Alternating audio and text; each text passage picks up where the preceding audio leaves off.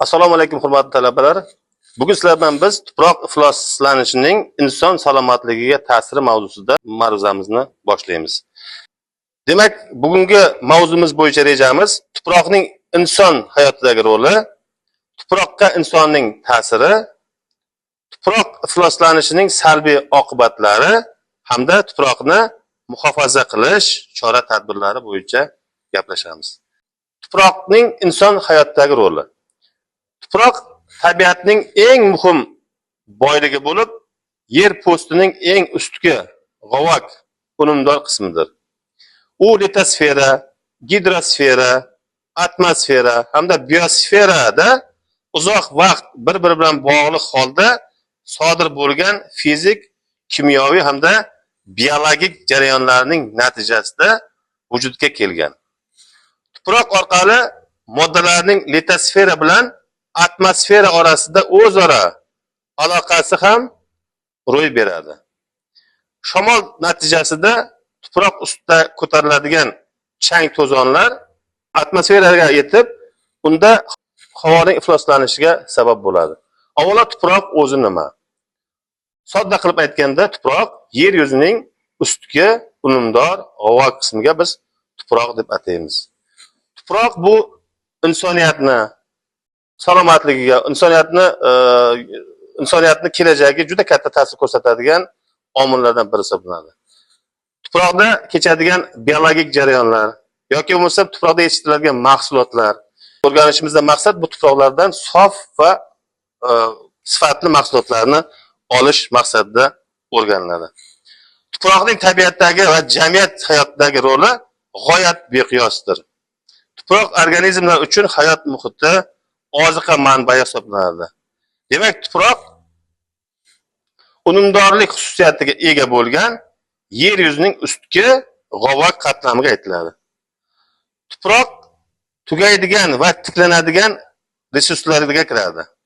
Tuzilishiga ko'ra asosiy qatlamga ajratiladi. A qatlam eng ustki humus qatlami, ya'ni chirindi qatlam, B mineral va organik birikmalar to'planadigan gorizont, C tuproqning ona jinsi hisoblanadi. Tuproqda yetishtiriladigan mahsulotlarda avvalo biz keyingi yillarda organik mahsulotlar yetishtirish masalasi juda ham dolzarb masala bo'lib hisoblanadi.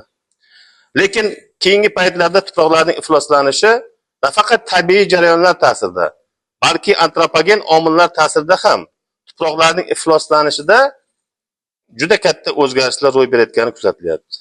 Keyingi yillarda haqiqatan bu sir emas, mamlakatimizda, bu faqat bizning mamlakatimizda emas, bu dunyo bo'yicha yoki bo'lmasam boshqa davlatlarda ham bu iqlim, global iqlim o'zgarishi tuproqlarning ifloslanishiga sabab bo'lyapti.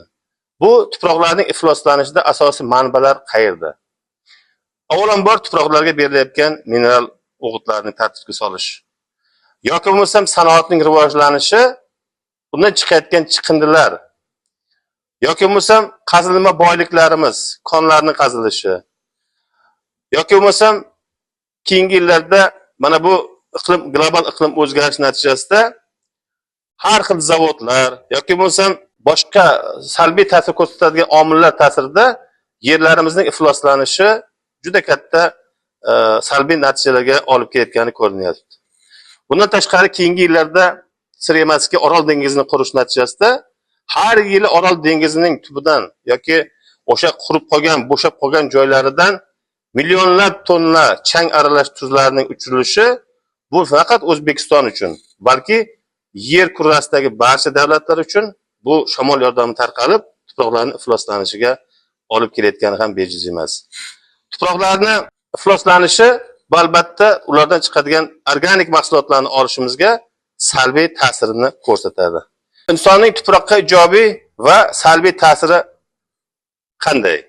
Demak, tuproqqa biz insonlar ishlov beramiz, ekin ekamiz, oraliq ekin ekamiz yoki bo'lmasam agrotexnik tadbirlar o'tkazamiz, sug'oramiz, organik va mineral o'g'itlar solamiz va hokazo.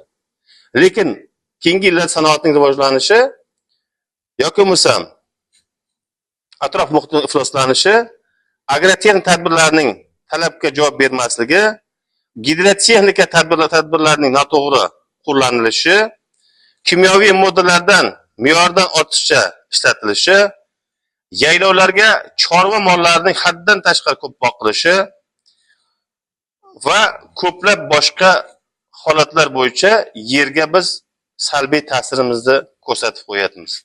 Insonning ta'siri ayniqsa sug'oriladigan yerlarda kuchli bo'lib, sug'orib ekin ekilayotganda agrotexnik tadbirlarni noto'g'ri qo'llashimiz ham bu yerlardan olinadigan hosilimizni sifatiga albatta o'zini ta'sirini, salbiy ta'sirini ko'rsatadi. Tabiatda shamol va suv ta'sirida tuproqlarning yemirilishi yoki eroziyasi kuzatiladi. Lekin bugungi kunda kishilarning tuproqqa noto'g'ri munosabatda bo'lishi tufayli, ya'ni tik yerlarni noto'g'ri haydash, bostirib sug'orish, o'simliklarga noto'g'ri munosabatda bo'lish, qayta sho'rlanish, zararli kimyoviy moddalar solish tuproq eroziyasini vujudga keltiradi. Bundan tashqari, sir emaski, keyingi yillarda o'simliklarni himoyalash, kasalliklariga, zarar kunlarga qarshi kurash choralarini belgilashda albatta zaharli preparatlardan foydalanish bu tuproqdagi biologik jarayonlarga salbiy ta'sir ko'rsatadi. Tuproqda bilamizki, juda ko'plab tuproqlarning unumdorligini oshirishda, tuproqlarning g'ovokligini oshirishda, tuproqlarning ishlab chiqarish qobiliyatini yaxshilashda tuproqda biologik jarayonlar ketadi. Ya'ni bu jarayonlar qanday amalga oshiradi? Bu jarayonlar tuproqdagi bakteriyalar, mayda jonivorlar yoki bo'lmasam bakteriyalar, suvotlarimiz, zamburug'lar, sodda hayvonlar yoki bo'lmasam chuvalchanglar orqali yerda bo'ladigan biologik jarayonlarni tartibga solishda bular katta vazifani bajaradi. Mana shu mikroorganizmlarga mana shu sonlayotgan preparatlarimiz foydasiz hasharotlar bilan bir qatorda foydali hasharotlarimizni yoki foydali organizmlarni ham katta ta'sir ko'rsatib, bularning faoliyatiga, bularning hayot kechirishda juda katta salbiy oqibatlarga olib keladi. Yoki bo'lmasam yerlarning zichlanishi.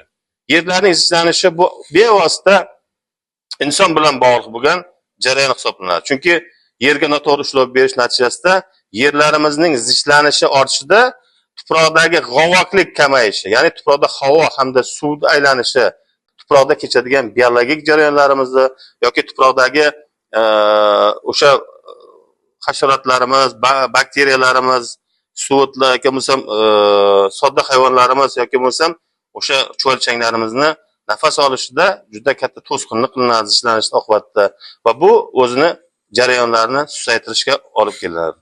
Bundan tashqari tuproqda kechadigan sho'rlanish jarayonlari.